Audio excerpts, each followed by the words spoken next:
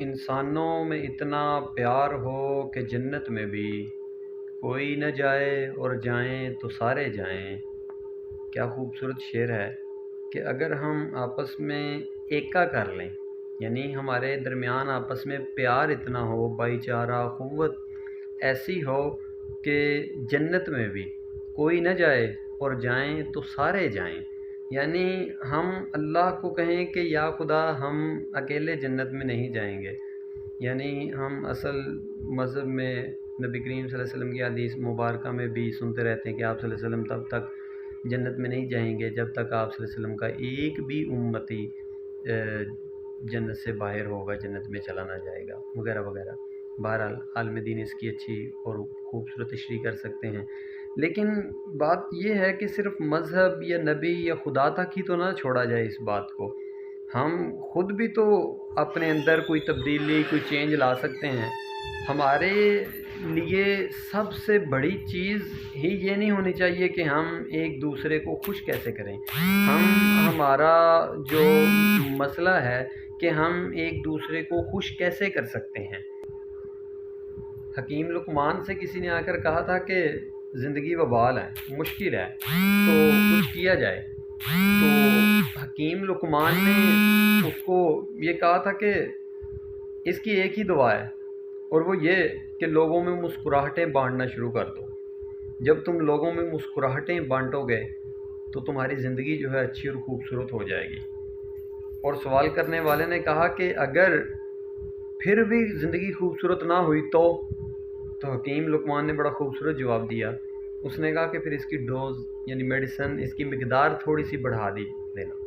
यानी जब आप मुस्कुराहटें तकसीम करते हैं तो वो मुस्कुराहटें लौट कर ज़रूर आती हैं।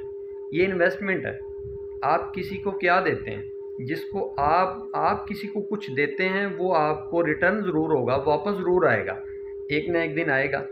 और देख लें, माशरे में बहुत सारी ऐसी मिसालें हैं कि कुछ लोगों के साथ लड़ाई झगड़ा वगैरह इन्वेस्ट करते हैं, कुछ लोग पैसा इन्वेस्ट करते हैं, कुछ लोग मेहरबानियाँ इन्वेस्ट करते हैं, कुछ लोग ऐसे भी हैं जिनको हम अब्दुस्तार एदी के नाम से जानते हैं, वो इंसानियत इन्वेस्ट कर रहा है। यानी आप माशरे में लोगों के दरमियान खुशियाँ तकसीम करें, खुशियाँ इन्वेस्ट करें, फिर आपको वही कुछ दोबारा रिटर्न होना शुरू हो जाएगा, आपके पास वो वापस आना शुरू हो जाएगा। शुरू में थोड़ी सी मुश्किलात भी हो सकती हैं, शुरू में थोड़ा सा आपको लगेगा भी कि ये मैं क्या कर रहा हूँ। कोई आपके साथ बुरा कर रहा है, आप उसके साथ अच्छा कर रहे हैं। कोई आपके साथ चिड़चिड़ापन रख रहा है, आप उसके साथ नरम दिली इख्तियार कर रहे हैं। कोई आपके साथ लड़ाई झगड़ा कर रहा है, आप उसके साथ अखुवत भाईचारा वाला अमल कर रहे हैं।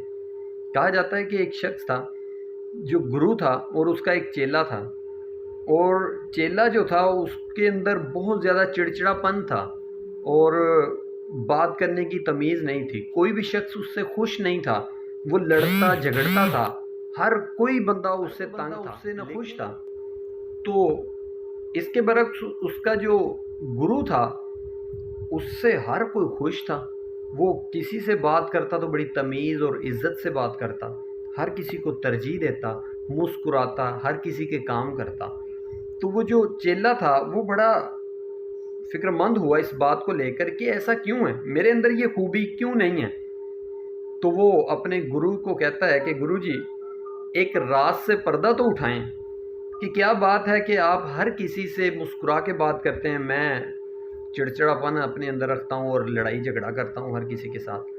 आपके साथ हर कोई मुस्कुरा के बात करता है, मेरे साथ कोई भी मुस्कुरा के बात नहीं करता। आपको हर कोई मिलना पसंद करता है जबकि मुझे कोई मिलना पसंद नहीं करता।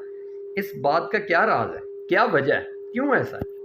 तो गुरु ने उसकी बात को गौर से सुना और कहा कि देखो चेले, मुझे इस राज का तो नहीं पता, अलबत्ता मैं तुम्हारा एक राज ज़रूर जानता हूँ। चेला बड़ा हैरान हुआ कि गुरुजी, ऐसा कौन सा आप मेरा राज जानते हैं। तो गुरु ने कहा कि अगले एक हफ्ता में तुम इस दुनिया से जाने वाले हो, तुम मर जाने वाले हो, तुम जिंदा नहीं रहोगे।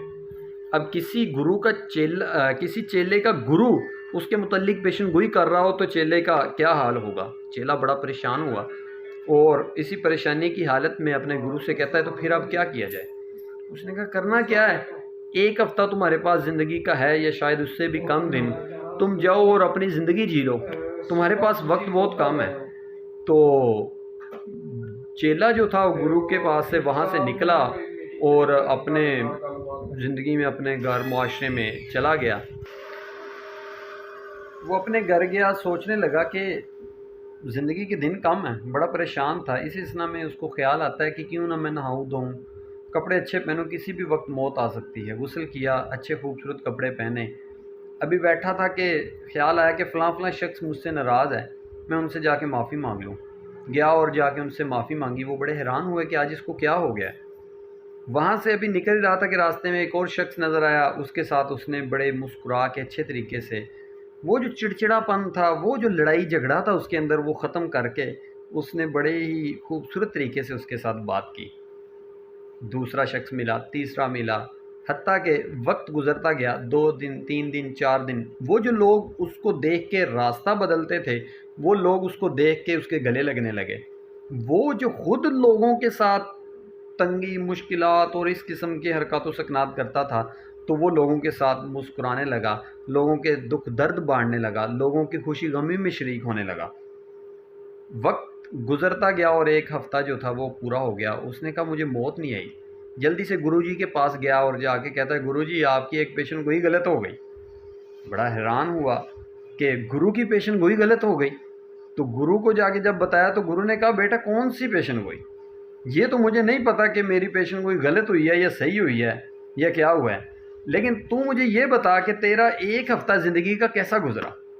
اس نے کہا گرو جی مزہ آ گیا زندگی جینے کا، جو میں تو یہ خواہش کرتا ہوں، میں اللہ سے یہ دعا مانگتا ہوں کہ اے کاش میری اگر عمر اور ہوتی، زندگی اور ہوتی، اب تو پتہ چلا ہے زندگی کیسے گزارنی ہے، اب تو مجھے سمجھ آئی ہے۔ تو گرو نے کہا بیٹا پھر سن لے کہ تیری زندگی مجھے کیا پتہ کتنی ہے، تجھے موت ابھی نہیں آنی یا نہیں آنی، مجھے کیا اس بات کا علم، میں نے تو صرف تیرے سوال کا پریکٹیکلی جواب دیا۔ جو تو نے کہا تھا کہ آپ کے ساتھ ہر کوئی مسکرا کے بولتا ہے اور میرے ساتھ کیوں نہیں بولتا، آپ چڑچڑا پن نہیں رکھتے اپنے ہاں، میرے اندر ایسا کیوں ہے، تو میں نے تمہیں اس کا جواب زبانی نہیں دیا بلکہ تمہیں پریکٹیکل اس کا کروایا، عملی جواب میں نے تمہیں دینے کی کوشش کی ہے۔ اس نے کہا گرو جی واقعی مجھے سمجھ آ گئی۔ تو دوستو یہ زندگی ہے، یہاں انویسٹ کریں، آسانیاں انویسٹ کریں، لوگوں کے لیے مصیبتیں نہ انویسٹ کریں، یہاں لڑائی جھگڑا انویسٹ نہ کریں جو پلٹ کے آپ پر آئے گا، بلکہ آپ لوگوں میں آسانیاں، لوگوں میں خوشیاں بانٹیں، وہ انویسٹ کریں جو واپس آپ پر آنے والی ہیں۔ یقین جانیے عبادات کا رتبہ اپنی جگہ ہے، لیکن لوگوں کے ساتھ جو ہم نے انسان کو انسان سے گر پیار نہیں، انسان ہی کہلانے کا حقدار نہیں، اور پھر اسی طرح درد دل کے واسطے پیدا کیا انسان کو، ورنہ طاعت کے لیے کچھ کم نہ تھے کروبیاں۔ اپنی زندگی کا یہ شعار بنا لیں کہ ہم نے لوگوں میں مشکلات نہیں بلکہ آسانیاں انویسٹ